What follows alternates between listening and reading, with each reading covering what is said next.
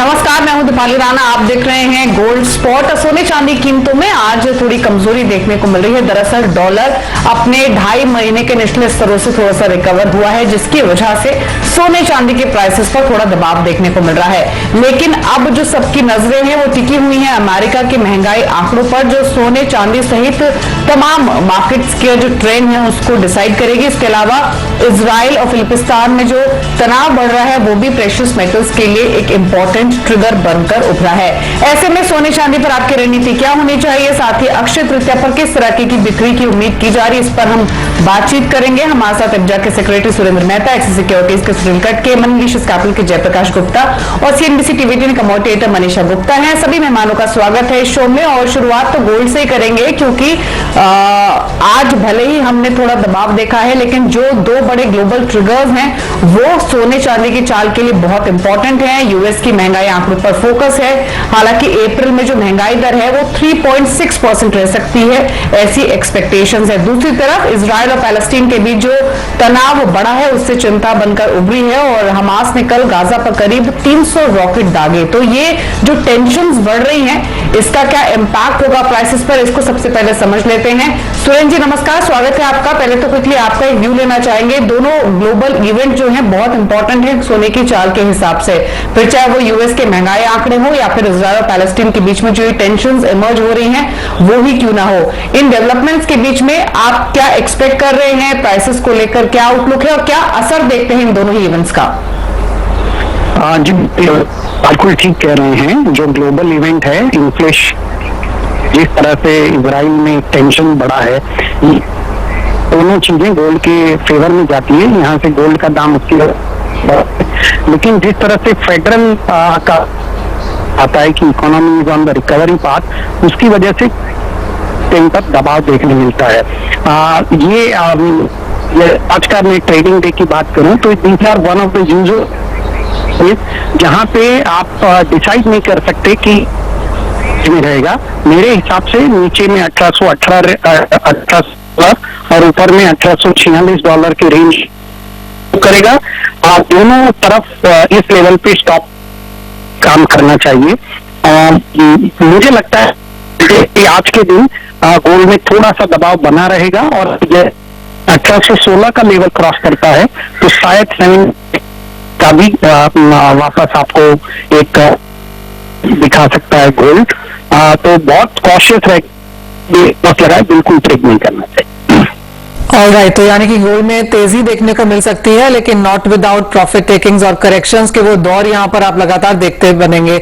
लेकिन सुरेंद्र जी, जो सवाल हम आपसे पूछना चाहते हैं वो ये है कि अक्षय तृतीया है अब परसों और कुछ तैयारियां यहां पर क्या ज्वेलर्स की तरफ से होती हुई नजर आई हैं? क्योंकि बहुत कोई एक्टिव प्रमोशंस, ब्रांडिंग्स, एडवर्टाइजमेंट्स हमने आते हुए नहीं देखी।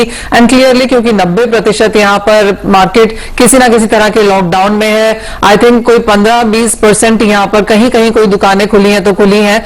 इस कैसे ऐसे सिनेरियो में क्या एक्सपेक्टेशन है इस हफ्ते के लिए? देखिए, स्थिति नेशनल लॉकडाउन था, इस बार नेशनल लॉकडाउन नहीं है, स्टेट। पिछले साल से तो स्थिति बेहतर है। इस बार रिटेलर्स हैं वो अपने कस्टमर को रीच आउट कर रहे हैं।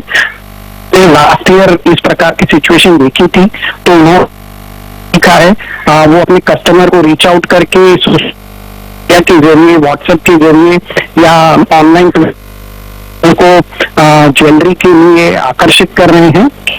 ज्वेलरी सिलेक्शन कीजिए, आप हमें टोकन पेमेंट कीजिए और वो अक्षय तृतीया के बाद भी एग्जीक्यूट हो सकती है। तो हमें काफी ऐसे अच्छे आंकड़े इस बार जहां पर लोगों का इंटरेस्ट, जो बायर है उनका हुआ है और हम पिछले साल के मुकाबले तो इस साल बहुत अच्छी सेल की उम्मीद कर रहे हैं। और पिछले साल किस तरह की सेल थी और एक नॉर्मल एवरेज सेल कैसी रहती है और इस बार की क्या एक्सपेक्टेशन है? मनीषा जी, नॉर्मल एक 15 टन के आसपास अक्षय तृतीया के दिन सेल रहती है। पिछले साल तो ये सेल मुश्किल से मैं कहूंगा कि not even half a ton sale हुआ था, लेकिन इस बार हमें पूरी उम्मीद है कि हम कम से कम इस बार 2.5 से 3 टन सोना अक्षय तृतीया के दिन बेच पाएंगे इस ऑनलाइन प्लेटफॉर्म के जरिए, और जो रिटेलर्स डायरेक्ट रीच आउट कर रहे हैं कस्टमर को उसके जरिए। ठीक है। जय, आपका व्यू क्या है? इनफैक्ट अगर अक्षय तृतीया के मौके पर बाहर जाकर ज्वेलरी बाइंग नहीं हो सकती है तो क्या गोल्ड, ETF, बॉन्ड्स या फिर डिजिटल गोल्ड में निवेश करना चाहिए? आपके हिसाब से क्या व्यू है? जी, गुड मॉर्निंग दीपाली। देखिए, गोल्ड का जो ग्लिटर है मुझे लगता है 2021 में कायम ही रहने वाला है। आज थोड़ा सा यहाँ पे मार्केट सबड्यूड है क्योंकि इन्फ्लेशन डेटा एक इम्पोर्टेंट ट्रिगर हो सकता है। मुझे लगता है हर डिप पे बाइंग की ही अपॉर्चुनिटी देखनी चाहिए। एक ऑस्पिशियस डे है कल। यहाँ पे इंडियन मार्केट्स फर्स्ट हाफ बंद हैं, सेकेंड हाफ मार्केट चालू है। और अक्षय तृतीया के दिन के हिसाब से भी अगर देखें तो कोई अगर डायरेक्ट गोल्ड में इन्वेस्ट नहीं करना चाहता है एक्सचेंज फ्यूचर्स के थ्रू, तो ETF आज लेने का एक अच्छा मौका है। मेरे ख्याल से ETF में एक स्टैगर्ड बाइंग स्टार्ट कर देनी चाहिए। जहां तक MCX प्राइसेस की बात है, मुझे लगता है थोड़ा सा यहाँ पे डिप देखने को मिल सकता है। हो सकता है 47,300 से 47,200 का लेवल, तो उस लेवल पे ट्रेडिंग पर्सपेक्टिव से भी बाई करके चलना चाहिए। मुझे लगता है 48,000 हो सकता है आज या कल इवनिंग सेशन में देखने को मिल सकता है। ऑलराइट, बढ़त यहाँ पर बरकरार रह सकती है। सुनील, आपसे भी जानना चाहेंगे, अगर सोना किसी को खरीदना हो और फ्यूचर्स एंड ऑप्शंस मार्केट उनके लिए एक एवेन्यू हो तो क्या ध्यान रखना चाहिए, कैसे खरीदें? जी नमस्कार मनीषा। मुझे लगता है फ्यूचर्स का जो प्लेटफॉर्म है या ऑप्शंस का प्लेटफॉर्म है एक बहुत ही सिंपल सा प्लेटफॉर्म है जहां पे मोबाइल के थ्रू भी आप इन्वेस्ट कर सकते हैं। और क्योंकि ये सुबह 9 बजे से लेकर रात के 11:30 बजे तक एक्टिव है तो क्लाइंट के पास इनफ टाइम है वो मार्केट को वॉच करके रिसर्च रिकमेंडेशंस को व्यू करके इन्वेस्ट कर पाए। और सबसे बड़ा अपॉर्चुनिटी जो माना जाता है डेरिवेटिव मार्केट्स में काम करने का कि आप सिर्फ एक 5 से 10% जो कमोडिटी कॉन्ट्रैक्ट का वैल्यू है उतना इन्वेस्ट करके आप परचेज कर सकते हैं। और फिजिकल मार्केट में या ETF के द्वारा आप जब भी परचेज करते हैं आपको पूरा पैसा देना पड़ता है। तो डेरिवेटिव मार्केट्स के थ्रू जब आप परचेज करते हैं गोल्ड या सिल्वर को, आपको 5 से 10% कॉन्ट्रैक्ट वैल्यू का इन्वेस्ट करना होता है। जैसे 1 kg गोल्ड वैल्यू टर्म्स में देखें तो 47,50,000 का बनता है। आप अगर डेरिवेटिव्स में 1 kg गोल्ड खरीदना चाहते हैं तो 4,70,000 का इन्वेस्ट करके आप 1 kg गोल्ड जो है 3-4 महीने के लिए आप रख सकते हैं। तो वो एक सबसे बड़ा एडवांटेज है। प्लस लाइक आई सेड 11:30 बजे तक रात में मार्केट ओपन होता है तो वो एक जरिया बनता है। व्यू की अगर बात करते हैं तो जैसे जय ने भी बताया, दूसरे एक्सपर्ट्स ने भी बताया, शॉर्ट टर्म और मीडियम टर्म में मुझे लगता है बाय ऑन डिप की रणनीति रखनी चाहिए।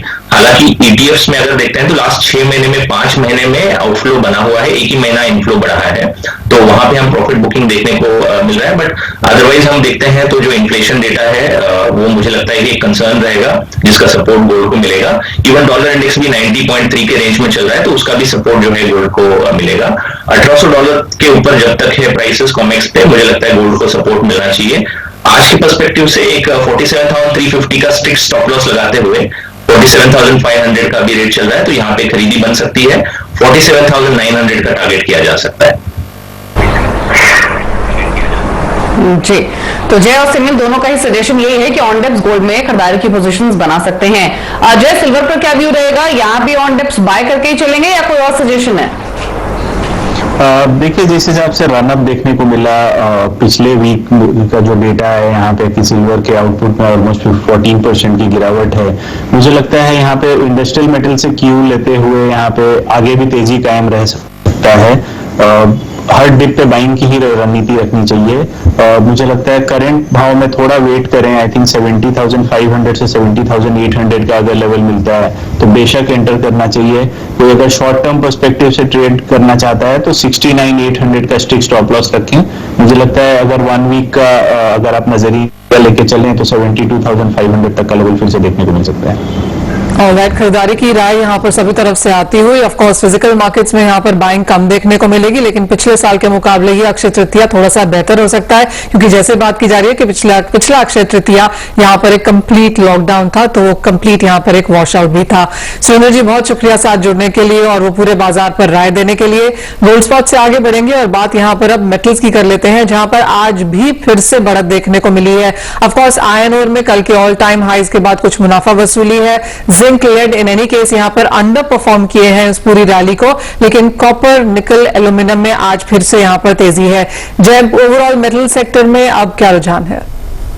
जी मनीषा, मुझे लगता है अभी भी बाइंग साइड में ही रहना मैं प्रेफर करूंगा, क्योंकि जो डिमांड है वो उसका एक ऑप्टिमिस्टिक आउटलुक है। यहाँ पे सप्लाई लैग बनेगा आगे चल के भी। हालांकि हम लोगों ने थोड़ा सा यहाँ पे स्ट्रिंजेंट मेजर्स आता हुआ देखा चाइना की तरफ से, जहाँ पे वो थोड़ा सा स्ट्रिक्ट कर रहे हैं वहाँ पे एक्सचेंजेस में इन मार्जिन्स बढ़ा के। बट मुझे लगता है कि ओवरऑल जहाँ पे आप फिजिकल डिमांड में एक यहाँ पे टर्न अराउंड देखने को मिल रहा है, जिसके कारण प्राइसेस में ये पॉजिटिविटी बना रहेगा।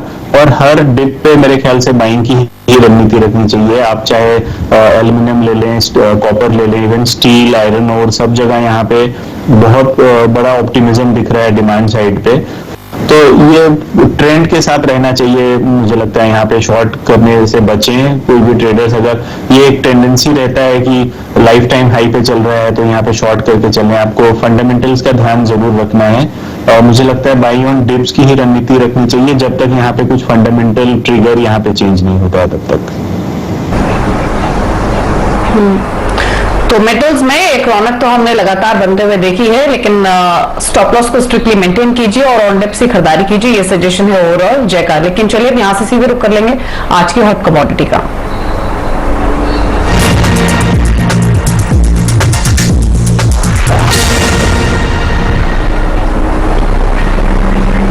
और कल आपको हॉट कमोडिटी के तौर पर निकेल बताया गया था, जो कि अपने टारगेट्स के बेहद नजदीक पहुंचा था। खरीदारी की कॉल थी और आज भी जो कॉल मिली है वो भी बाय साइड पर ही है। बेस मेटल पैक से आईएफएल सिक्योरिटीज का ये सजेशन है कि आप एल्यूमिनियम में 201 के आसपास खरीदारी कीजिए 197 के स्टॉप लॉस के साथ। टारगेट रखिए 207 रुपए का। 3-4 मेन रीजन, हालांकि भी काफी कुछ जय ने बताया ओवरऑल बेस मेटल पैक के लिए क्या ट्रिगर्स हैं जो कि इस तेजी को फ्यूल कर रहे हैं। एल्यूमिनियम के खास तौर से बात करें तो पहला कारण तो ये है कि इन्वेंट्री लोअर साइड पर है। दूसरी तरफ जो प्रोडक्शन हो रही है माइंस में वो भी कम है, तो लो इन्वेंट्री है, लो प्रोडक्शन इन माइंस है जो कि इस तेजी को सपोर्ट कर रही है। दूसरी तरफ अभी भी जो डिमांड है यूएस चाइना से वो स्ट्रांग बनी हुई है। इंडस्ट्रियल डिमांड यहां से और फर्दर इंप्रूव होगी जो कि फर्दर प्राइसेस को ऊपर लेकर जा सकती है। तो ये 3-4 इंपॉर्टेंट रीजंस हैं जिसकी वजह से अब तक हमने तेजी बनती हुई देखी भी है और शायद यही मोमेंटम आगे भी कंटिन्यू होता हुआ दिखे। इंपॉर्टेंट ये है कि इस वक्त आप कोई भी ट्रेड लें बेस मेटल्स में, स्टॉप लॉस को स्ट्रिक्टली मेंटेन कीजिए। इसलिए 197 का स्टॉप लॉस रहेगा, टारगेट 207 का बाय करने की सलाह है एल्यूमिनियम। राइट, तो खरीदारी की राय यहाँ पर एल्यूमिनियम में भी आती हुई। सुनील, आपकी टॉप पे क्या रहेगी मेटल स्पेस में?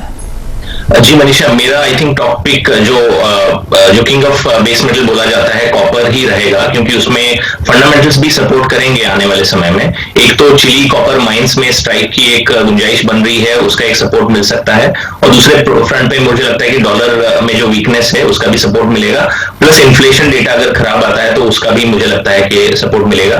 और ओवर पीरियड ऑफ टाइम अगर हमने देखा है तो सप्लाई जो है वो कमी है ग्लोबल लेवल पे और डिमांड जो है सप्लाई को आउटपेस करेगा। और एज एवरीवन नोज अभी मैन्युफैक्चरिंग सेक्टर से भी डिमांड अच्छी आ रही है चाइना से, और इवन इलेक्ट्रिक व्हीकल सेगमेंट से भी डिमांड की बढ़त की आशंका है। तो इन सब फंडामेंटल्स को देखते हैं तो ओवरऑल बेस मेटल पैक थोड़ा तेजी रह सकता है। तो मेरा रिकमेंडेशन कॉपर पे बाई का रहेगा। अभी 800 के रेंज में अभी ट्रेड कर रहा है, मुझे लगता है यहाँ पे खरीदना चाहिए। 796 का एक स्टॉप लॉस मेंटेन करते हुए 808 का पहला टारगेट और 812 का दूसरा टारगेट देखने को मिल सकता है। तो जो व्यू है सुनील का वो कॉपर पर है, उनका कन्विक्शन कॉपर के साथ है जहां पर आप खरीदारी करके चल सकते हैं। तो यही सजेशन है। चलिए आगे बढ़ेंगे, अब बात कर लेते हैं क्रूड की, जहां पर आज लगभग हमने एक फ्लैट कारोबार होते हुए देखा है। हालांकि अमेरिका में जो पाइपलाइन ठप होने की खबरें हैं उससे क्रूड को लोअर लेवल पर सपोर्ट बना हुआ है। उधर ओपेक ने भी ये उम्मीद जताई है कि डिमांड में यहाँ से आगे सुधार देखने को मिल सकता है और जो डिमांड अनुमान भी है वो भी 2 लाख बैरल प्रतिदिन ओपेक ने बढ़ाया है। वहीं अगर क्रूड की इन्वेंट्री आप देखेंगे तो यहाँ भी 25 लाख बैरल की कमी देखने को मिली है। तो इंपॉर्टेंट ये है कि यहाँ से फर्दर प्राइसेस का ट्रेंड क्या रह सकता है। बताइए जय, क्या सजेशन रहेगा क्रूड पर? हम एक दायरे में एक सुस्त कारोबार ही पिछले कुछ दिनों से देख रहे हैं, क्या आउटलुक है इन स्तरों से? दीपाली, देखिए $70 का जो एक ब्रेंट का टारगेट था, मार्केट ऑलमोस्ट उसके करीब आ चुका था इसी वीक में। मुझे लगता है यहाँ पे थोड़ा सा प्रॉफिट टेकिंग आ सकता है। मेरी सलाह ये होगी कि थोड़ा सा वेट करना चाहिए लॉन्ग साइड में एंटर करने से करंट लेवल्स पे। हालांकि ओवरऑल ट्रेंड बुलिश है, लेकिन एक साइकोलॉजिकल लेवल था 70 का, वो मार्केट ने टच किया और उसको ब्रीच नहीं कर पाया। तो हो सकता है थोड़ा सा कूल डाउन इफेक्ट देखने को मिले और प्राइसेस आई थिंक 4720 4700 के आसपास आसपास फिर देखने को मिल सकता है। तो एक बेटर लेवल रहेगा यहाँ पे फिर से री एंटर करने के लिए। करंट लेवल पे वेट एंड वॉच करना चाहिए। अगर 4700 के आसपास आता है तो लॉन्ग पोजीशन इनिशिएट करें 4670 के स्ट्रिक्ट स्टॉप लॉस से for a target of 4820। Right, re entry खरीदारी के तौर पे यहाँ पर कच्चे तेल में करनी चाहिए। लेकिन सुनील, आप क्रूड के प्रोडक्ट्स में कैसे देखते हैं प्राइस मूवमेंट्स, क्योंकि जिस तरह से कॉलोनियल पाइपलाइन का जो शटडाउन है, जो कि 2.5 मिलियन बैरल्स पर डे का क्रूड प्रोडक्ट्स जैसे कि gasoline, heating oil, jet oil carry करता है, वहां पर कंसर्न्स अभी भी बनी हुई है। फ्राइडे को वो रैंसमवेयर हुआ था और उसके बाद अब तक भी हमने वो पूरी तरह से रिसर्फेस होते हुए नहीं देखा। वेस्टर्न वर्ल्ड से ऑफकोर्स काफी खबरें हैं कैसे वहां पर गैसोलीन खरीदारी में आपको एक राशनिंग कर दी गई है, काफी पंप्स पे ये बंद भी है, प्राइसेस यहां पर मल्टी मंथ हाइज पर है। इसका कितना असर आप देखते हैं gasoline, heating oil, natural gas जैसी कमोडिटीज पर? जी मनीषा, आई थिंक एक तरफ सप्लाई का कंसर्न है और दूसरी तरफ ग्लोबल लेवल पे अभी ट्रैवल रेस्ट्रिक्शंस हट रहे हैं, तो कहीं ना कहीं डिमांड जो है बेहतर होने की आशंका थी। और उस समय जब डिमांड बढ़ने की आशंका है और सप्लाई में डिस्ट्रप्शन आ रहा है, तो मोर और लेस जितने भी क्रूड के बाई प्रोडक्ट्स हैं उसमें एक खपत जो बढ़ने की आशंका थी, उसकी वजह से मल्टी मंथ हाई पे अभी प्राइसेस ट्रेड कर रहे हैं। और मुझे लगता है कि आने वाले समय में भी वैसे भी क्रूड ऑयल के भी प्राइसेस बढ़ने की आशंका तो है ही, क्योंकि डिमांड फोरकास्ट ओपेक ने भी बढ़ाया हुआ है और जो इकोनॉमिक डेटा है वो भी वही सजेस्ट कर रही है। बट ये सप्लाई में जो कंस्ट्रेंट है उसकी वजह से क्रूड के बाई प्रोडक्ट्स में भी एक तरीके से अभी सप्लाई शॉर्टेज है और डिमांड वो आपूर्ति नहीं होने के कारण शॉर्ट टर्म में प्राइसेस बढ़ रहे हैं। बट मुझे लगता है ये शॉर्ट टर्म ट्रिगर है, over a period of time मुझे लगता है कि ये इशू का निदान हो जाएगा, तो कहीं ना कहीं प्राइसेस फिर से जो है कंट्रोल में आ सकते हैं। बट शॉर्ट टर्म में एक बाइंग ट्रिगर माना जा सकता है और हो सकता है और 2 से 3% जो क्रूड के बाई प्रोडक्ट्स हैं उसमें प्राइसेस का इजाफा होते हुए देखने को मिल सकता है।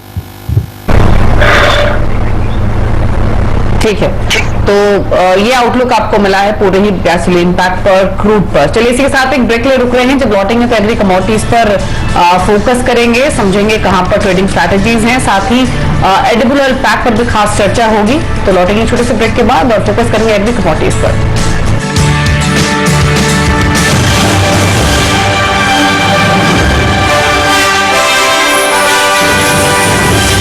कमोडिटी कॉल में आपका स्वागत है और अब बात यहाँ पर खाने के तेलों की करेंगे, जहां पर हमने भावों में तो लगातार यहाँ पर बढ़त आते हुए देखी ही है, लेकिन इवन मोर इम्पोर्टेंट ये है कि अब हमने यहाँ पर सरकार की तरफ से भी कुछ एक्शन आते हुए देखा है। पिछले 1 साल की अगर हम बात करें तो खाने के तेलों के भाव करीबन 50% तक बढ़ गए हैं। तंग सप्लाई और स्थिर डिमांड से कीमतों में तेजी है। कीमतों को ठंडा करने के लिए सरकार ने पोर्ट पर फंसा हुआ माल रिलीज कर दिया है। ऑयल मिल की बात करें तो सप्लाई कम होने से सोयाबीन के भाव रिकॉर्ड पर है, जिसे देखते हुए कृषि मंत्रालय ने सोया मील इंपोर्ट की सिफारिश भी की है। पोल्ट्री इंडस्ट्री काफी समय से इंपोर्ट की मांग कर रही थी। ऐसे में अब पूरे तेल तिलहन मार्केट पर क्या नजरिया बन रहा है, इसी पर बात करने के लिए हमारे साथ जुड़े हैं एसईए के प्रेसिडेंट अतुल चतुर्वेदी और सनविन ग्रुप के संदीप बजोरिया। आप दोनों का ही स्वागत है। अतुल जी, पहले आपसे ही बात करेंगे और जैसे कि हम देख सकते हैं 50 से 70% तक की तेजी हमने इस साल में अक्रॉस एडिबल ऑयल सेक्टर में आते हुए देखी है। जो सरकार की तरफ से कदम उठाया गया है कि जो पोर्ट पर फंसा हुआ माल है, इंपोर्टेड माल है, जो कि कोविड रिस्ट्रिक्शंस की वजह से कस्टम्स और पोर्ट की वजह से यहां पर नहीं निकल पा रहा था, वो अब रिलीज करने की बात की गई है। कितना है ये माल, कितना सप्लाई में बढ़त हम आता हुआ देखेंगे और क्या उसके सामने उतनी मांग है? मनीषा जी, जो पोर्ट की प्रॉब्लम थी ना, ये it has nothing to do with Covid. जो अभी क्या हुआ था, कस्टम्स ने कोई नया प्रोसेस वो किया था तुरंत क्लियरेंस का। वो तुरंत क्लियरेंस वाला actually ended up delaying things.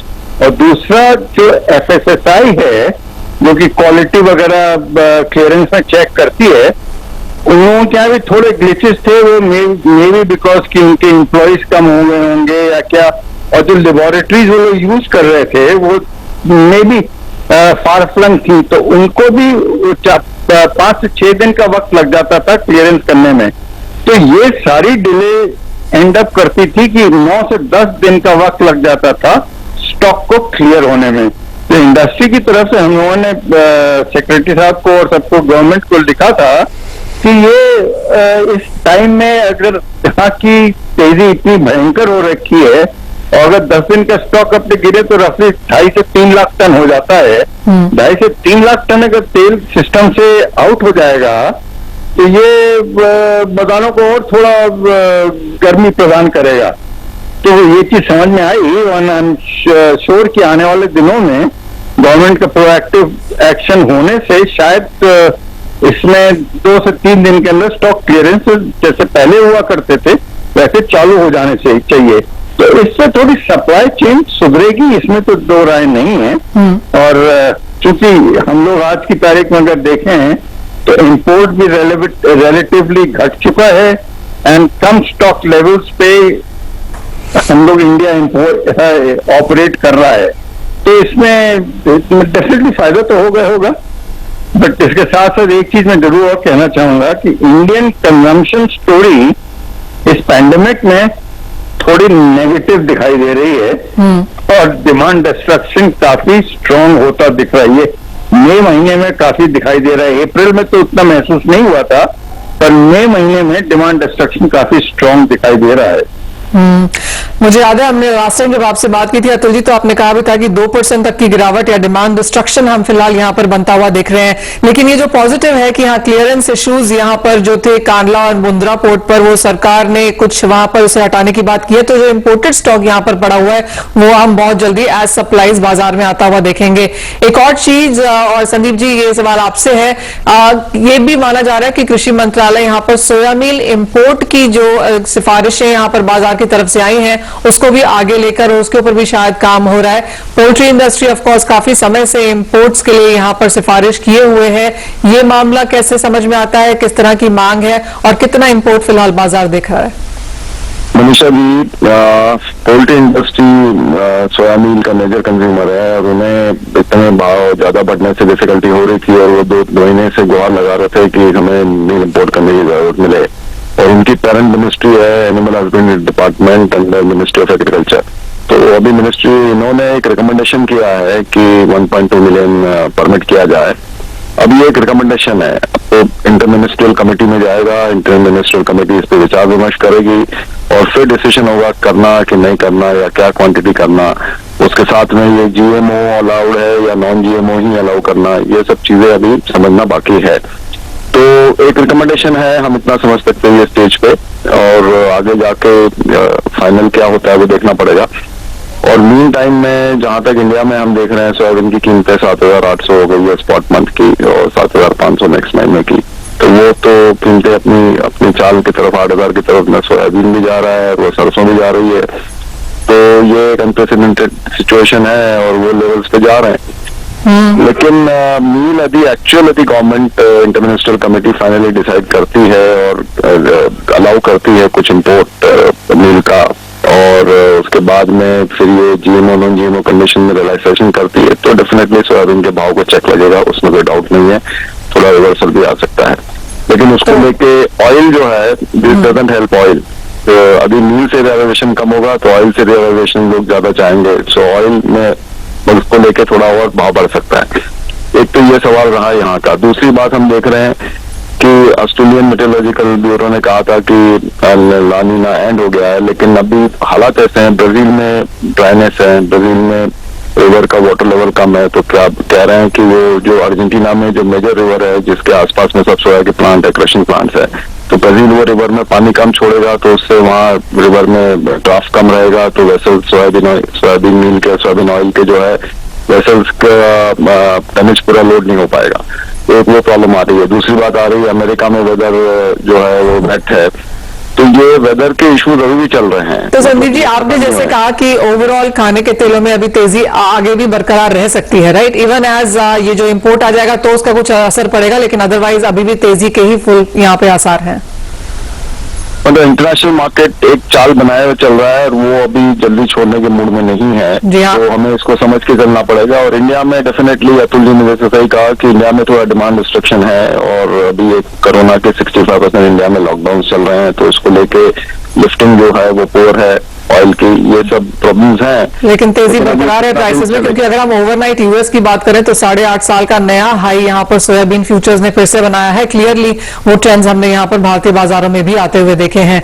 लेकिन इतना ही समय फिलहाल इस कार्यक्रम में। अतुल चतुर्वेदी जी, संदीप बजोरिया जी, बहुत शुक्रिया साथ जुड़ने के लिए। बाकी गेस्ट का भी बहुत शुक्रिया। मुझे भी दीजिए इजाजत। आप देखते रहिए CNBC आवाज।